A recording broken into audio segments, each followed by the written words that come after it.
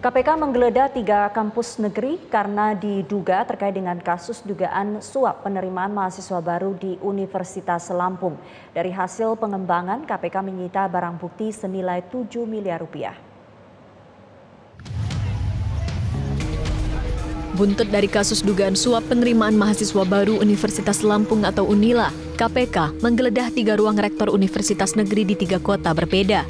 Adapun 3 ruang rektor yang diperiksa, yakni di Universitas Sultan Ageng Tirtayasa Banten, Universitas Riau Pekanbaru, dan Universitas Siak Kuala di Banda Aceh. Penggeledahan yang dilakukan untuk mencari barang bukti dugaan suap dalam penerimaan mahasiswa baru di Universitas Lampung yang dilakukan pada rentan tanggal 26 September 2022 hingga 7 Oktober 2022. Sejumlah bukti yang ditemukan akan dianalisis dan disita serta dikonfirmasi lagi kepada para saksi maupun tersangka untuk menjadi kelengkapan berkas perkara. Dari hasil pengembangan penyidikan, PLT juru bicara KPK Ali Fikri mengatakan penyuap mantan Rektor Unila Karomani lebih dari 1 orang. Hal itu berdasarkan total uang yang disita penyidik KPK yakni lebih dari 7 miliar rupiah. Tim penyidik KPK menemukan berbagai dokumen terkait dengan penerimaan mahasiswa baru dan juga barang bukti elektronik yang tentu berikutnya kami segera lakukan analisis dan penyitaan sebagai barang bukti untuk perkara dengan tersangka KRM selaku Rektor Unila tersebut. Rektor Unila Karomani ditangkap saat operasi tangkap tangan pada 20 Agustus lalu dan langsung ditetapkan sebagai tersangka dalam kasus dugaan suap penerimaan mahasiswa. Selain Karomani, KPK juga menetapkan Wakil Rektor 1 Bidang Akademik Universitas Lampung Heriandi, Ketua Senat Universitas Lampung Muhammad Basri, dan seorang pihak swasta Andi Desviandi. Dari para tersangka, KPK mengamankan barang bukti senilai total 4,4 miliar rupiah yang ditemukan secara terpisah. Di antaranya, uang tunai sebesar 414,5 juta, slip setoran deposito sebesar 800 juta, dan kunci safe deposit box yang juga berisi emas senilai 1,4 miliar rupiah. Keempatnya terbukti menyalahgunakan kewenangan dalam proses seleksi mandiri masuk Universitas Lampung atau Simanila dengan meminta sejumlah uang kepada orang tua calon mahasiswa yang ingin anaknya diberikan jalur khusus dalam seleksi. Tim Liputan Metro TV. Kini 3 kampus telah digeledah KPK karena diduga memiliki keterkaitan dengan kasus dugaan suap penerimaan mahasiswa baru di Universitas Lampung. Sejumlah barang bukti tambahan pun telah disita untuk kepentingan proses penyidikan. Untuk mengetahui lebih lanjut kasus ini, kita tersambung dengan juru bicara Ali Fikri melalui sambungan Zoom. Selamat siang Pak Ali. Selamat siang, Pak. Pak Ali, dari penggeledahan di 3 universitas negeri yang lain, yang ingin saya tanyakan adalah apakah ini ada kaitan langsung dengan kasus dugaan suap di Unila?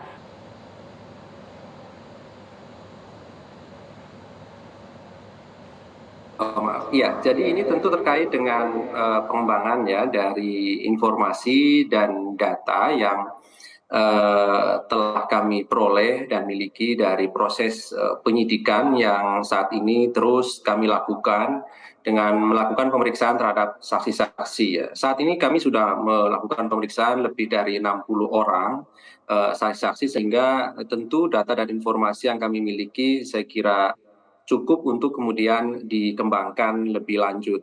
Nah, untuk melengkapi data dan informasi tersebut, kemudian kami melakukan penggeledahan di 3 PTN tadi ya, dari Aceh, kemudian juga Banten atau Serang di Untirta, dan kemudian juga di Pekanbaru ya, di Universitas Riau begitu. Di samping tentu sebelumnya kami juga melakukan penggeledahan di Unila sendiri di beberapa fakultas ya, hampir sebagian besar kami lakukan penggeledahan begitu.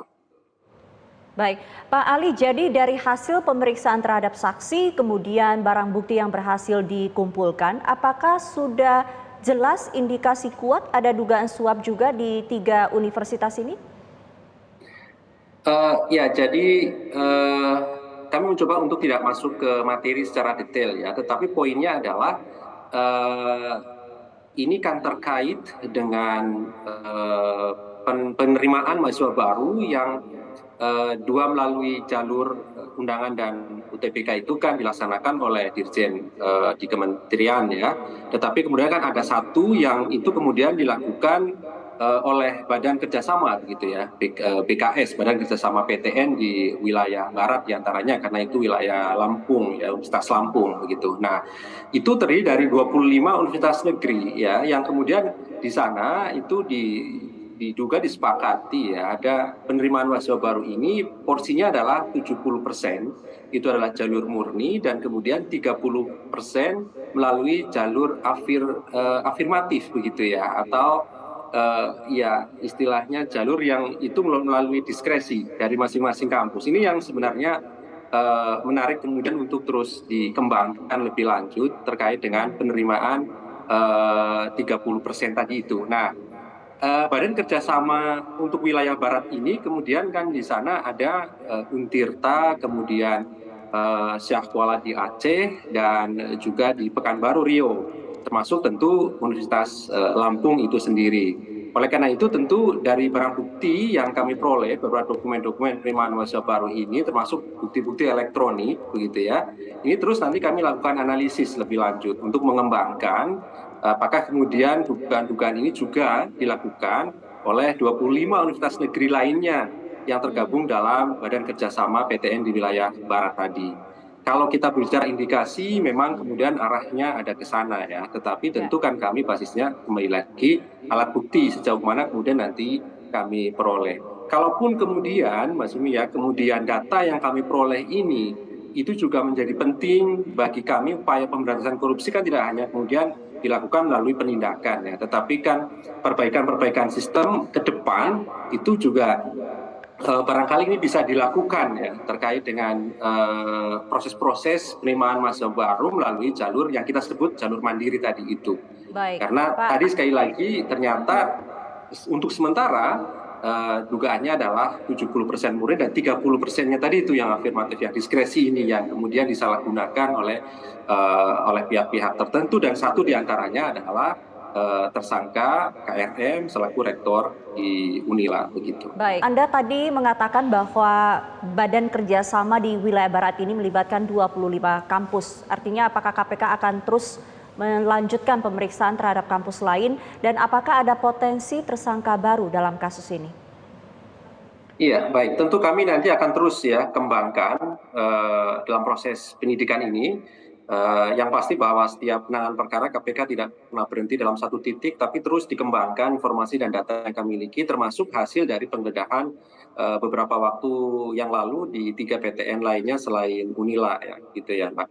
Nah, adapun kemudian apakah ada potensi tersangka lain? Ya, semuanya pasti memungkinkan ketika dalam proses penyidikan ini ternyata ada alat bukti yang cukup, setidaknya 2 alat bukti untuk bisa kemudian menemukan pihak yang bisa dipertanggungjawabkan secara hukum ya, baik itu sebagai pemberi ataupun sebagai penerima suap. Perkembangan mengenai ini nanti terus kami informasikan pada masyarakat sejauh mana proses-proses yang terus kami lakukan pengumpulan alat buktinya. Tetapi yang terpenting bagi kami, bagi KPK, bahwa upaya pemberantasan korupsi itu tidak hanya melalui upaya penindakan, ya, tetapi pencegahan juga menjadi penting dan ini sudah KPK lakukan. Kami sudah berkoordinasi dengan Kementerian Pendidikan terkait dengan ini dan sudah diperoleh beberapa kesepakatan dalam upaya ke depan penerimaan mahasiswa baru nantinya begitu. Misalnya terkait dengan adanya transparansi informasi dan kemudian peran serta ya masyarakat untuk terus bisa mengakses dan termasuk melaporkan kecurangan yang ada di dalam proses-proses penerimaan mahasiswa baru nantinya, termasuk juga sistem tata cara bagaimana biaya, metode dan kemudian juga persyaratan tambahan ketika dilakukan seleksi secara nasional melalui jalur mandiri tadi itu.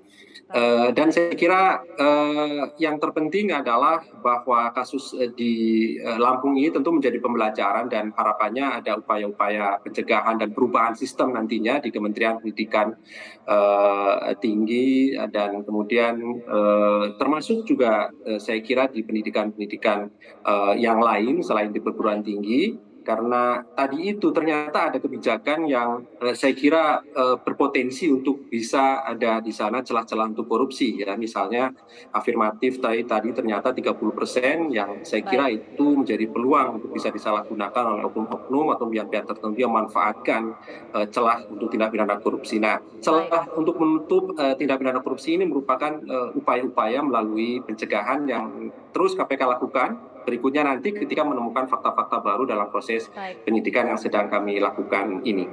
Baik, terima kasih juru bicara KPK Ali Fikri untuk waktunya di Metro Siang. Kita akan kawal terus pengembangan kasus ini. Terima kasih.